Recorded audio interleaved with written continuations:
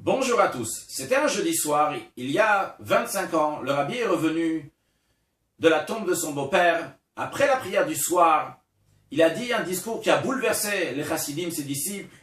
Il a dit que tout ce qu'il a fait jusqu'à présent c'était en vain, puisqu'on est encore en exil. Il a tout fait pour faire venir Mashiach.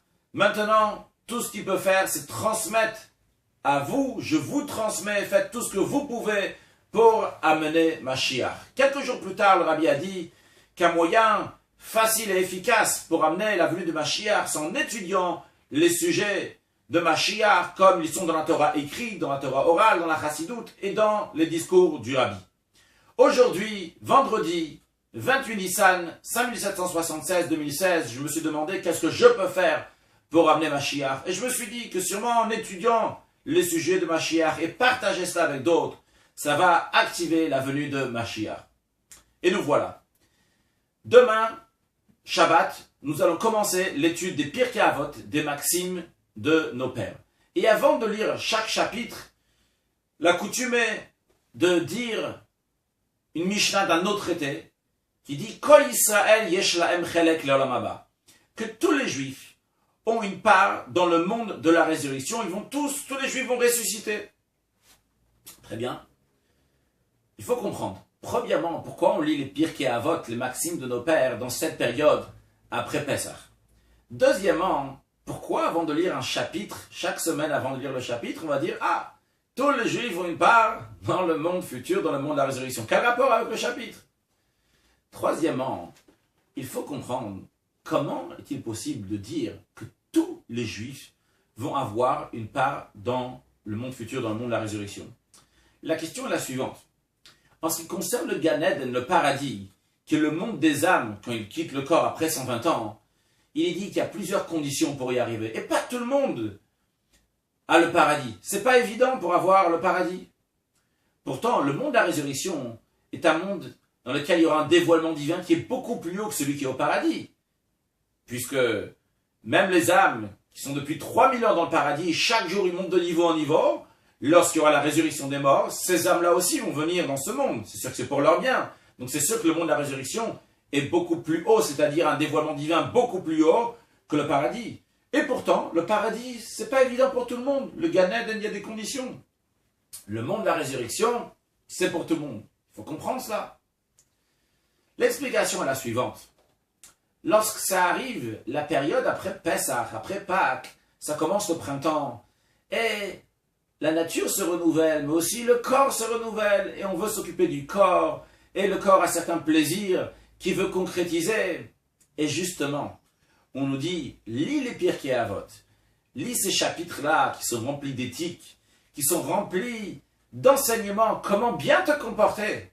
Et à ce moment-là, tu vas savoir comment surmonter tes plaisirs matériels, et être sûr que les principes spirituels, c'est eux qui vont dominer chez toi, et pas ton corps et ton âme animale. Mais, il peut y avoir un juif qui se dit, moi, mon corps est trop grossier. Il n'y a pas d'espoir. Laisse tomber. Je pourrais rien faire, même si je lis les Pirkei Avot toute la journée. Je vais lire plein d'éthiques. Je vais rester grossier. C'est pas pour moi. J'y peux rien, c'est comme ça.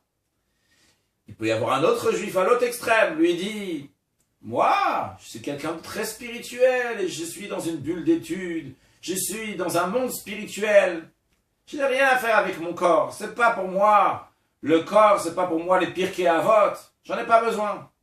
Justement pour cela, on nous lit, tous les Juifs ont une part dans le monde de la résurrection. Parce que à travers cette Mishnah, comme nous allons le voir, on nous dit l'importance du corps et de la matière en général. Pour cela, voyons la raison pourquoi dans le paradis il y a des conditions pour l'avoir et pourquoi la résurrection des morts, on dit que tous les Juifs vont l'avoir. Le paradis, qui est un plaisir pour l'âme, c'est l'âme qui va au paradis. Et l'âme reçoit le salaire pour ce qu'elle a fait dans ce monde-là. Le salaire qu'on reçoit au paradis, c'est essentiellement, je souligne essentiellement, pour la Torah qu'on a étudiée. Et la Torah s'étudie avec la tête, avec le cerveau. C'est plutôt spirituel, c'est des raisonnements. Donc qui est-ce qui reçoit le salaire de cela? C'est l'âme. Et puisque dans la Torah, il y a des juifs qui ont étudié la Torah, il y a des juifs qui n'ont pas étudié la Torah. Et pas seulement ça. Dans l'étude de la Torah même, il peut y avoir des différences. Pas tout le monde a la même obligation d'étudier. Quelqu'un qui travaille, il a l'obligation d'étudier le matin et le soir, mais pas toute la journée. Quelqu'un qui a plus de temps, il peut étudier toute la journée. De plus, Dieu a donné à chacun des facultés intellectuelles qui sont différentes les uns des autres. Quelqu'un qui a plus de facultés intellectuelles va plus étudier, va mieux comprendre. Quelqu'un qui a moins de facultés intellectuelles va moins étudier et va moins comprendre. Alors, lorsque plus tard, ça arrive le paradis, il y a des différences. Combien tu as étudié, qu'est-ce que tu as fait, combien tu as étudié dans ta vie. Et en fonction de ça, c'est le paradis, parce que dans le paradis, tu étudies les sujets que tu as étudiés dans ce monde-là de manière beaucoup plus profonde. C'est pour ça qu'il y a des conditions, il peut y avoir des différences. Par contre, en ce qui concerne le monde de la résurrection, c'est que le corps va revenir ici. Alors à ce moment-là, c'est le salaire pour le corps. Qu'est-ce que le corps a fait? Il a fait des commandements. Il a fait quelque chose de concret. Les mitzvot que Dieu a demandé de faire, c'est dans l'action. Qui est-ce qui les a fait? C'est le corps. Donc c'est le corps qui va recevoir ce salaire. Et en ce qui concerne les commandements, tous les juifs, le Talmud nous dit, ils ont toujours fait au moins quelques mitzvot, quelques commandements divins. Même par inconscience, quelqu'un a fait de la charité, de la bienfaisance. Et bien par cela, il a fait une mitzvah. Du moment où il a fait une mitzvah, il a fait un commandement divin, il a fait une action qui était bonne, eh bien, il mérite de ressusciter, que son corps va ressusciter. D'ailleurs, entre parenthèses, les non-juifs qui font les 7 lois noachides, eux aussi méritent, au monde de la résurrection, ils vont aussi ressusciter. Donc en tous les cas, on voit la différence entre le monde spirituel de l'étude de la Torah et le salaire qui est le Gan Eden, le paradis, et d'un autre côté, le monde de l'action, les mitzvot, et le salaire qui est le monde de la résurrection. Alors quelqu'un pourrait se demander, comment ça se fait?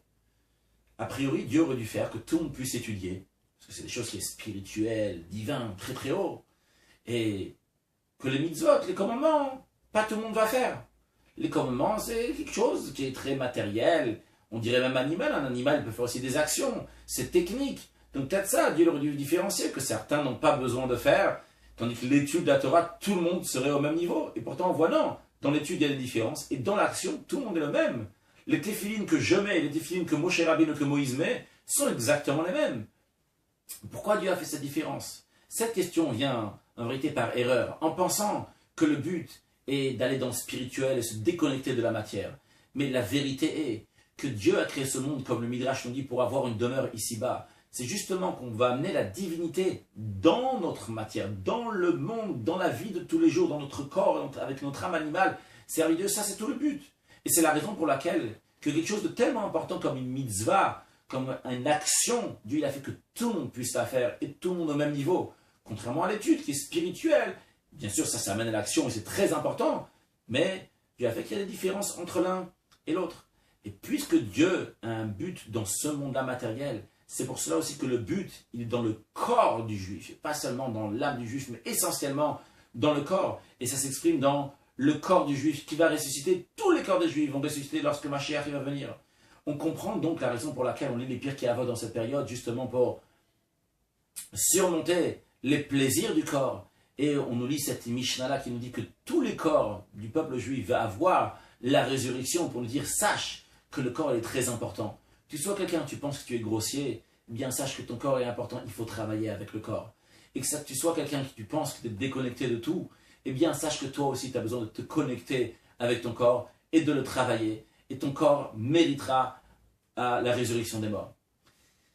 Concrètement parlant, il faut rajouter dans l'étude de la Torah en général, et particulièrement dans l'étude des sujets de Mashiach, et comme on vient de le voir maintenant l'importance de l'action, de rajouter dans des mitzvot, dans des bonnes actions, particulièrement dans la charité, dans des actes de bienfaisance, et sans aucun doute, par cela, ça nous amènera à la venue de Mashiach très prochainement. Une excellente journée et Shabbat Shalom.